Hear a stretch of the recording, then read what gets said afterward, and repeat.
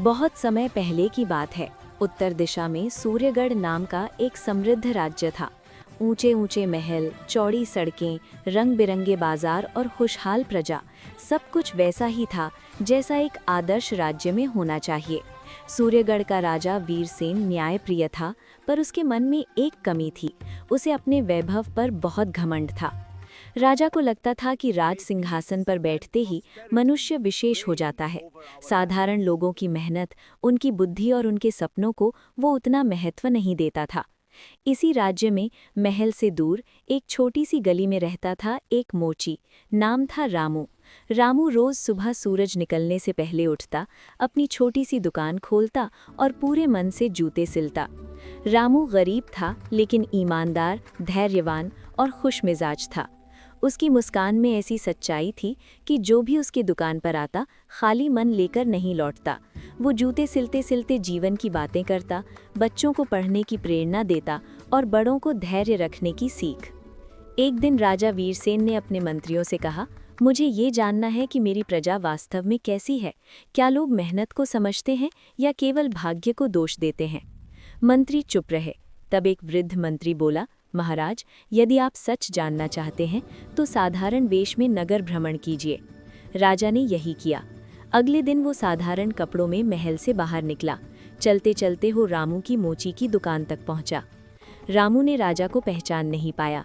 उसने मुस्कुराकर कहा, आइए बाबूजी, जूते सिलवाने हैं या दिल हल्का करने? राजा मुस्कुराया।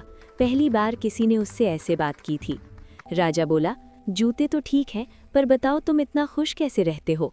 रामू ने सुई धागा चलाते हुए कहा, खुशी इस बात में है कि जो काम मिले उसे ईमानदारी से किया जाए। राजा हो या मोची, पसीना सबका एक सा होता है।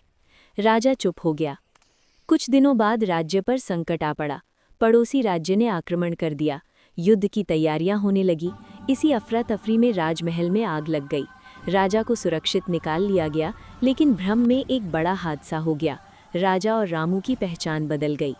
राजा वीरसेन गंभीर रूप से घायल हुआ और उसकी याददाश्त चली गई। उसे नगरवासी रामू समझकर उसी की दुकान पर छोड़ गए। उधर रामू को घायल राजा समझकर महल ले जाया गया। मोची का राज सिंहासन। जब रामू होश में आया तो खुद को राजमहल में पाया। सेवक, मंत्री सब उसे राजा कहकर संबोधित कर रहे थे। पहले तो वो घबरा गया, लेकिन धीरे धीरे उसने स्थिति समझ ली। रामू ने सोचा, यदि भगवान ने मुझे यहाँ भेजा है तो कोई कारण होगा। उसने राज्य कार्य संभाल लिया। पहले ही दिन उसने आदेश दिया, गरीबों के लिए मुफ्त शिक्षा, कारीगरों के लिए सम्मान और उचित मजदूरी, न्यायालय में त्वरित न्याय। प्रजा हैरान थी, राजा अचानक इतना सरल और दयालु कैसे हो गया? राजा बना मोची। दूसरी ओर राजा वीरसेन रामू की दुकान पर पड़ा था। जब होश आया तो उसने खुद को मोची की झोपड़ी में पाया। याददाश्त न होने के कारण उसने वही जीवन अपनाया। पहले दिन जूते सिलते समय उसकी उंगलियां दुख गईं, दूसरे दिन पीठ दर्द, तीसरे दिन उसे समझ आया कि मेहनत क्या होती है।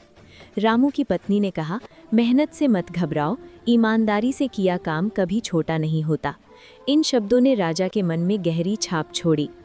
सीख का जन्म। महीनों बीत गए। एक दिन मंदिर के उत्सव में दोनों आमने सामने आए। राजा की याददाश्त लौट आई, सच्चाई सामने आई। राजा वीरसेन ने राज सिंहासन रामू को सौंपते हुए कहा, तुम सच्चे राजा हो, मैं तो केवल पद का राजा था। रामू ने हाथ जोड़कर कहा, राजा वही जो प्रजा को परिवार समझे। अंतिम निर्णय। राजा वीरसेन ने फिर से शासन संभाला, लेकिन बदले हुए मन के साथ। रामू को राज्य का मुख्य सलाहकार बनाया गया। राज्य में घोषणा हुई, कोई भी काम छोटा नहीं, मेहनत करने वाला हर इंसान राजा के समान है। सूर्यगढ़ फिर से फला फूला, पहले से भी अधिक। कहानी की शिक्षा। पद नहीं, कर्म मनुष्य को बड़ा बनाते हैं। हर काम का सम्मान करना चाहिए। सच्चा राजा वही है जो सेवा को शासन समझे। अहंकार पतन का कारण है, विनम्रता उन्नति का। ये कहानी हमें सिखाती है कि जीवन में भूमिका बदलने से ही सच्ची